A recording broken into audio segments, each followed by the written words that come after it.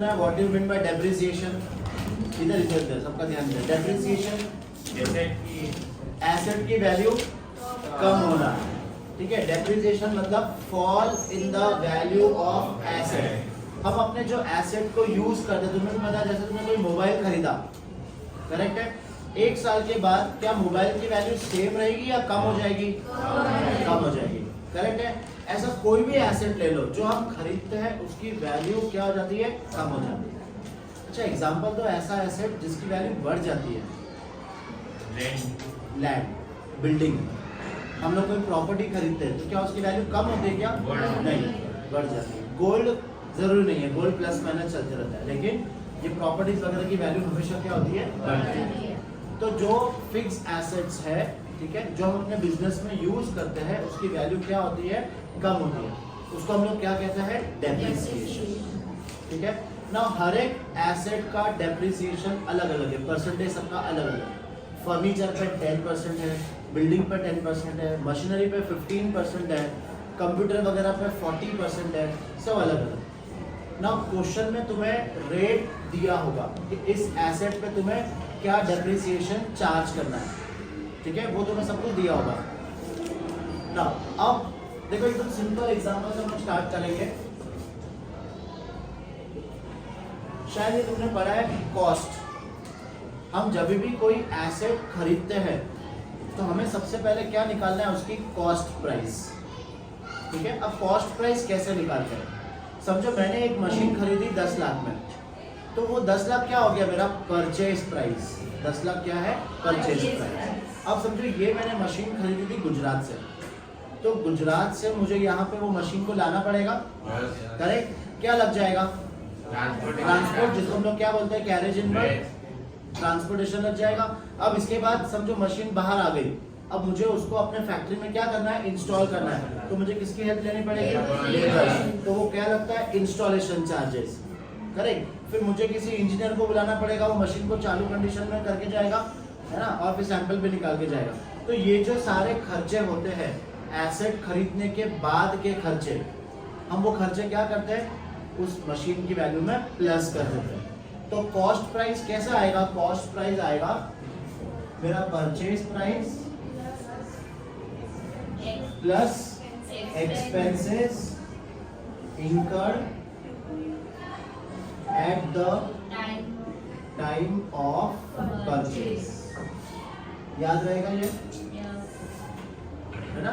क्या आएगा? Purchase price, जितने में हमने वो एसेट को खरीदा है, plus expenses incurred at the time of purchase।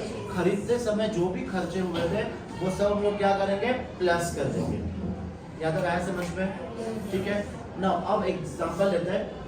समझो हमने कोई एक एयर कंडीशन खरीदा, या घर पे तुम्हारे सबके घर पे टीवी होगी, फ्रिज है, वॉशिंग मशीन है, एसी है, कूलर है, चलो ठीक है। अब जैसे तुम्हारे घर पे एक टीवी है, वो टीवी है बहुत पुरानी, 10 साल तो हो गए उसको, अब सब स्मार्ट टीवी आने लगे हैं।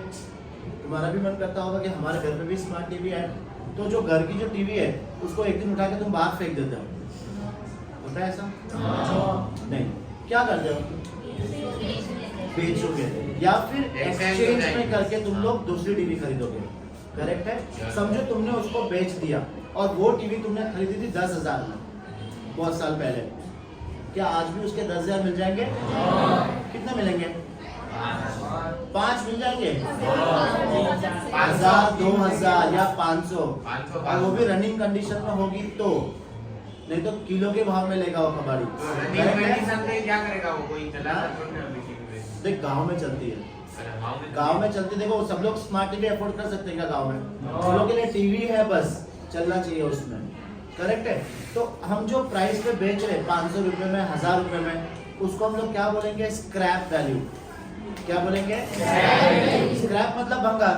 तो जो भंगार के भाव में बिक रहा है उसको हम लोग क्या बोलेंगे? Scrap value. है समझ में? तो हर एक एसेट का क्या होता है? Scrap value, correct. और एक एस्टिमेटेड लाइफ। इसका मतलब क्या है? अगर समझो तुमने एक फोन लिया है, क्या बोलते हो तुम? फोन कितने साल चलना चाहिए तुम्हारा? 3 साल, 5 साल? ये तुम क्या लगा रहे हो? अंदाज लगा रहे हो। क्या गारंटी देता है क्या मोबाइल कंपनी वाला मोबाइल पे लिखे कि ये तुम्हारा 5 साल चलेगा? बताओ, नहीं देता, कोई गारंटी नहीं। वो तो हमारे यूज के ऊपर है, हमने उसको अच्छे से यूज किया है तो 5 साल भी चल जाएगा। जब तुम्हारे घर पे टीवी है, बताओ तुम्हारे घर की टीवी कितनी पुरानी है? अंदाज 6 साल, 10 भी होगी, किसी के 15 साल भी होगी। तुम लोगों ने उसको अच्छे से यूज किया इसलिए उतना साल चल गया। क्या टीवी के ऊपर लिखा था कि ये 15 साल चलेगी? नहीं। हम लोग क्या लगाते हैं? एस्टीमेट लगाते हैं, उसकी लाइफ का एक एस्टीमेट लगाते हैं। समझो सब एक नया एसी लगा दिया आपने, ठीक है, और क्या बोला कि यार ये 10 साल तो मेरा चलेगा, लेकिन हमारे बच्चे कितने क्या करेंगे? वो जाते जाते कुछ ना कुछ मस्ती करके जाएंगे। या फिर लाइट का फ्लक्चुएशन हो गया तो भी खराब हो सकती है एसी।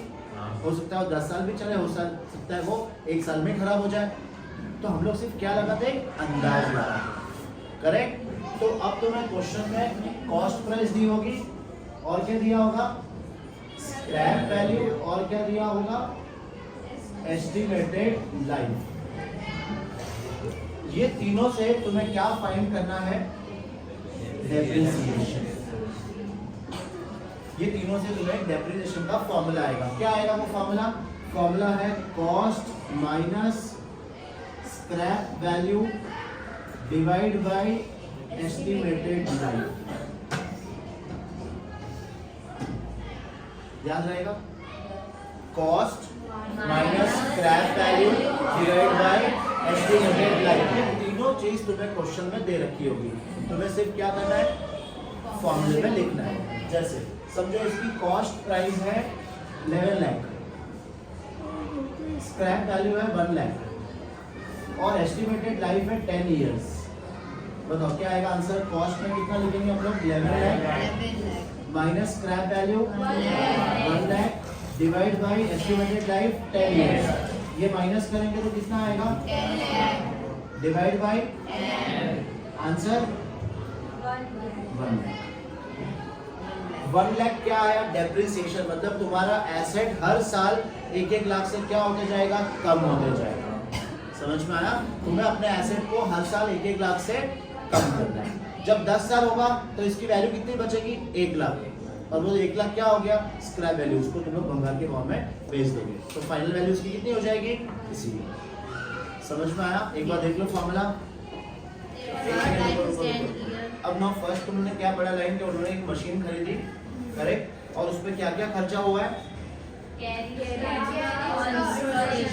अब ये दोनों क्या करेंगे बताओ? प्लस कर देंगे। हम लोगों ने कितने में खरीदी मशीन? 1,80,000 प्लस कितना खर्चा हुआ है? 10,000 प्लस 10,000, तो इसकी कॉस्ट प्राइस कितनी आ गई? 2 लाख। अब बताओ क्या दिया? स्क्रैप वैल्यू दिया है। It is estimated that its working life is 10 years and after 10 years its scrap value will be 20,000. 20,000, तो स्क्रैप वैल्यू दिया है 20,000 और एस्टिमेटेड लाइफ 10 years. डेप्रिसिएशन क्या फॉर्मूला यूज करना है? Cost minus scrap value of estimated life. Upon estimated life. बताओ cost 2 lakh, scrap value 20,000, estimated life 10 years. तो ये आंसर ऊपर आएगा 1,80,000 डिवाइड बाय 10, आंसर 18,000। ये तो हो गया तुम्हारा डेप्रिसिएशन। आगे चेक करो और कुछ पूछा है क्वेश्चन में? Prepare machine account and depreciation account for the first 4 years. ठीक है, तो ये है समझ में? आगे करो। अब तुम्हें इस क्वेश्चन में 2 अकाउंट बनाने हैं। कौन से अकाउंट? मशीनरी अकाउंट और डेप्रिसिएशन। सबसे पहले हम लोग सीखेंगे मशीनरी अकाउंट। ये क्वेश्चन एकदम बेसिक है तो समझना अच्छे से, क्योंकि इसके बाद इसका लेवल बढ़ते जाएगा। ठीक है ना? मशीन अकाउंट में हमें क्या क्या चीज़ें रिकॉर्ड करनी है? सबसे पहला हमने क्या किया है? मशीन परचेज करी है। बताओ कोई जनरेटरी बता सकता है? हमने मशीन खरीदी। बैंक अकाउंट लिख रहे हैं हम लोग नॉर्मली। बैंक की बड़ी बड़ी जो एसेट्स होते हैं हम लोग उनका ट्रांजैक्शन कैसे करेंगे? चेक के थ्रू करेंगे। तो जब हम एसेट खरीदते हैं तो हमें क्या एंट्री पास करते हैं? Machine account debit to bank account. बताओ अब उसको इस लेजर में कहाँ लिखेंगे? मशीन अकाउंट क्या हो रहा है? डेबिट। कौन से साइड लिखेंगे? Debit side. करेक्ट है। नाउ चेक करो यहाँ पे कोई डेट दी है क्या इस क्वेश्चन में? अप्रैल 1 2010। तो यहाँ पे तुम्हें डेट के कॉलम में लिखना है 1 अप्रैल 2010। यहाँ पे क्या लिखोगे तुम? To bank account. ना ये कितने की परचेज करी अपन ने? 2 लाख। 1,80,000 नहीं, 1,80,000 में 10,000 प्लस किया था और 10,000 प्लस किया था। करेक्ट। तो आंसर कितना आया? 2 लाख। तुम्हें डेबिट में लिखना है टू बैंक अकाउंट। करेक्ट है। फिर अब हम इस एसेट पे क्या चार्ज करेंगे? डेप्रिसिएशन। तुमने डेप्रिसिएशन का अमाउंट निकाल लिया, चेक करो कितना अमाउंट है? 18,000। करेक्ट। ना हमेशा याद रखना डेप्रिसिएशन कब चार्ज करते हैं? ईयर के एंड में। बताओ ये ईयर मेरा अप्रैल से स्टार्ट हो रहा है 1 अप्रैल को, तो एंड कब होगा? 31 मार्च। तो हमेशा हम लोग डेप्रिसिएशन कब चार्ज करते हैं? ईयर के एंड में चार्ज करते हैं। तो अब इसका ईयर एंड कब होगा? 31 मार्च 2011। अगर 10 है अप्रैल तो एंड कब होगा? 11। यहाँ पे क्या लिखना है तुम्हें? Bye depreciation account. Bye depreciation account. बताओ कितना डेप्रिसिएशन है? 18,000। ये तुम लोग ने वर्किंग कर लिया। करेक्ट। ना अब ये फर्स्ट ईयर क्लोज, इससे तुम्हें क्या करना है? क्लोज करना है ना। लेजर को क्लोज कैसे करते हैं? आता है ना? बताओ कौन से साइड की टोटल ज्यादा है? इसी साइड की टोटल ज्यादा है। तो यहाँ पे टोटल कितना आएगा? 2 लाख। और ये साइड में 2 लाख। 2 लाख में से 18,000 माइनस करेंगे तो बैलेंस कितना बचेगा? यहाँ पे तुम्हें लिखना है 31 मार्च 2011। By balance carry down. बताओ ये इजी है। क्या किया तुमने स्टार्टिंग में? पहले एसेट खरीदा, कहाँ लिखा तुमने? डेबिट साइड पे। क्या लिखना है? To bank account. फिर इस एसेट पे क्या चार्ज करना है? डेप्रिसिएशन। वो कहाँ लिखेंगे? क्रेडिट साइड पे। डेट कौन सी आएगी? ईयर के एंड की डेट आएगी 31 मार्च। अगर मेरा ईयर जनवरी से स्टार्ट हो रहा है तो एंड कब होगा? 31 दिसंबर। नॉर्मली अपना ईयर स्टार्ट कब से होता है? 1 अप्रैल। तो एंड कब होगा? 31 मार्च। क्या लिखना है तुम्हें यहाँ पे? Bye depreciation. अमाउंट कहाँ से आया? हम लोग ने ऑलरेडी फाइंड कर लिया था। अब इस अकाउंट को क्या करना है तुम्हें? क्लोज करके तुमने बैलेंस निकाल लिया। अब ऐसे तुम्हें कितने साल का बनाना? चेक करो। 4 साल का। ये तुम्हारा 1 साल हो गया। अब इसको हम लोग सेकेंड ईयर कैसे करना है? सबसे पहले ये जो बैलेंस है इसको क्या करना है तुम्हें? यहाँ पे ब्रॉट डाउन करना है। कौन सी डेट आएगी बताओ? 1 अप्रैल 2011। क्या लिखोगे यहाँ पे? To balance brought down. कितना बैलेंस है? 1,82,000। अब फिर से इस साल के एंड में क्या चार्ज करना है? डेप्रिसिएशन। बताओ ये साल एंड कब होगा? 31 मार्च 2012। Very good. क्या लिखोगे यहाँ पे? Bye depreciation account. Bye depreciation account. Amount कितना आएगा? वही सेम 18,000। समझे? अब इस अकाउंट को क्या करना है? क्लोज करना है।